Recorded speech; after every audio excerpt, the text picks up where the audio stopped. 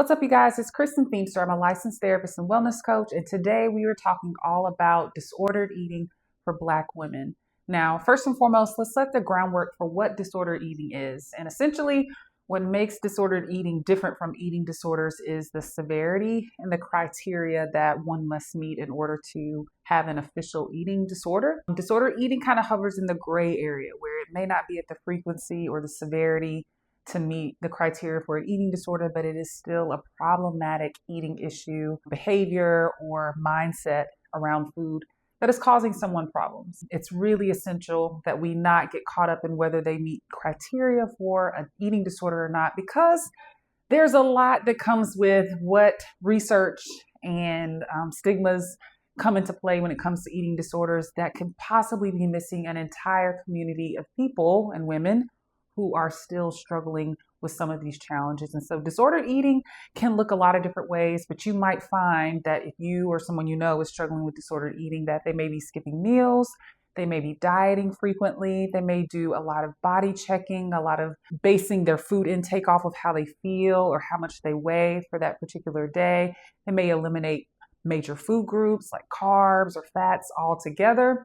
They may also find that they are binging at certain times, and often this is a result of restriction, which we'll talk about. But they may find that they're binge eating. You may find that you're emotionally eating. All of these things hover in this gray area of it's not exactly causing the daily dysfunction, perhaps, that an eating disorder would, but it's definitely something that is relevant to your experience, how you view yourself, and how you view your life. And so I really want to dive into the nuances of disordered eating for Black women specifically. One, because you guys are my people. And two, because I know there's not enough dialogue around what disordered eating looks like and what eating issues look like for Black women in general. I recently did a post on my threads and it's gotten so many engagements and views from people that are like, yes, I feel seen. Yes, this is exactly it. And it just lets me know that we're not having enough conversations about this with ourselves. And we definitely aren't getting enough support for it in the medical field and in the world of research to really understand the depths of this. So I'm going to talk about 3 specific factors that I think are relevant to the Black woman's experience of disordered eating, how it shows up for us uniquely, that can hopefully help someone watching this video.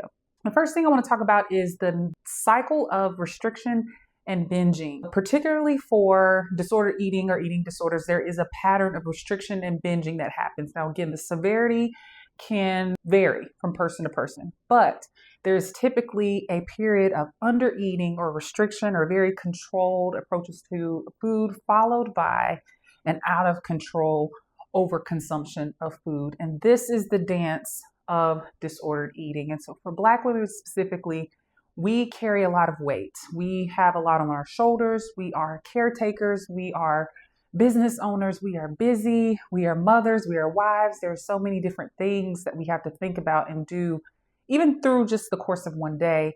And what I find a lot with my clients is that a lot of women are waking up and they're not eating to start the day, and then their day kind of kidnaps them. And then from that point on, they have not eaten all day long.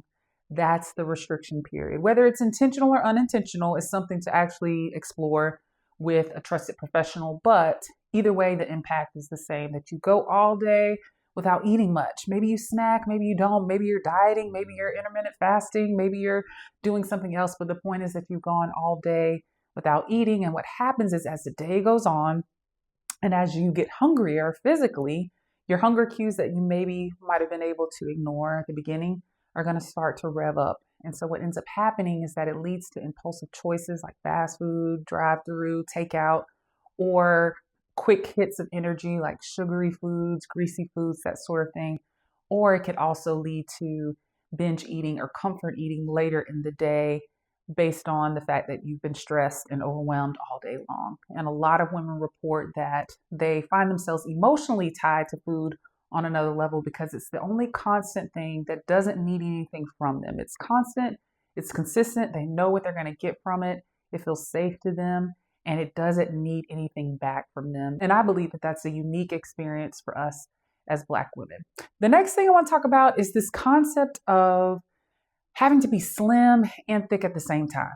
I mean, you guys, it's an impossible standard. And I feel like it's a unique one because we have a very specific way that we can carry fat in certain areas that is really just not something that's realistic for many of us unless you're just born that way. And even still, our bodies fluctuate when we have different life situations and stages and experiences that really makes it hard for us to stay right in that category of we're not slim, we're not too slim, we can't be too skinny because then we look sickly, but then we also, can't get fat. We have to be just the right balance of both of them in the perfect places. We're slim in the waist and we're curvy in the hips. That's what it has to look like. And I think that expectation is insane for one, but also it sets us up to be so susceptible to dieting tactics, the flat tummy teas and the glute building workouts and all of these things that just kind of have us in this rat race of changing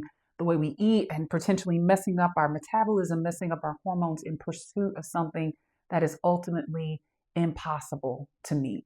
For us as Black women, it may be a frequent dieting, it may be an extreme workout program, it may be a lot of products and supplements that we're trying in order to kind of figure out, okay, how do I create this build that everyone says that I need, that I would get all of this attention, and love over? How do I do this? And it's an impossible standard that ultimately leads to a lot of frustration, a lot of isolation, and a lot of shame and guilt.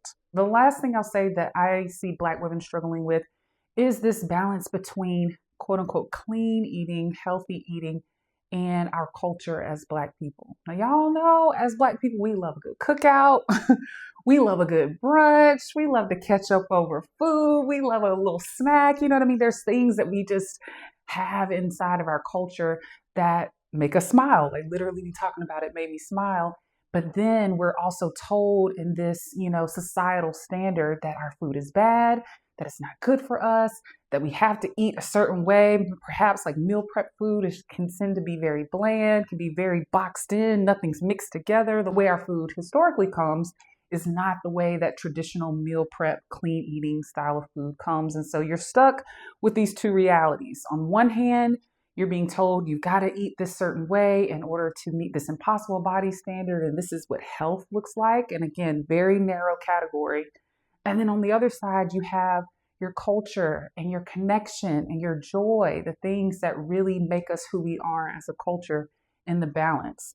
And so I believe that middle ground of having health, being told that this is healthy on one end, and then being told that this is what your identity is rooted in on the other, makes it to where you have like a love-hate relationship with food altogether. I have had many women say, I just don't eat in front of people at all because I don't want the judgment around it. I don't want the expectations of it. I just don't know. I have decision fatigue. Do I eat this? Do I eat that? All because they aren't really sure where they stand with what is best for them. And they're taking in a lot of information and external input around what is healthy, what they should and shouldn't be doing.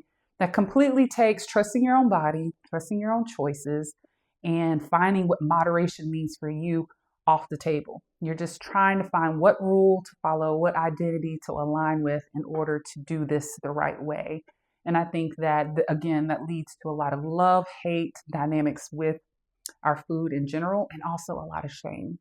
And so what happens is instead of being, expressive with these challenges, we recluse, we eat in secret, and we don't eat a lot in front of people, or we're doing all kinds of yo-yo dieting and cheat day type of things in order to reconcile these two worlds, when there really could be a different way of moderation if we were to talk about this challenge to begin with. Sometimes just hearing what the challenges are expressed out loud is something that can help us to have more conversations, to raise our awareness around what we might want to explore to improve our eating habits or to make some sort of change. So let me know in the comments below, what are your experiences with disordered eating? Did any of this resonate with you? And if so, what stuck out to you the most? And I'd be glad to create some more content on any of these areas, y'all. I didn't even scratch the surface.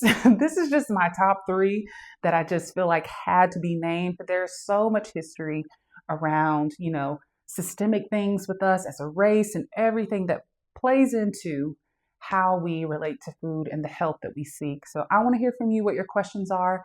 and I'll be sure to follow up with more dialogue around this in future videos. Okay? Bye, you guys.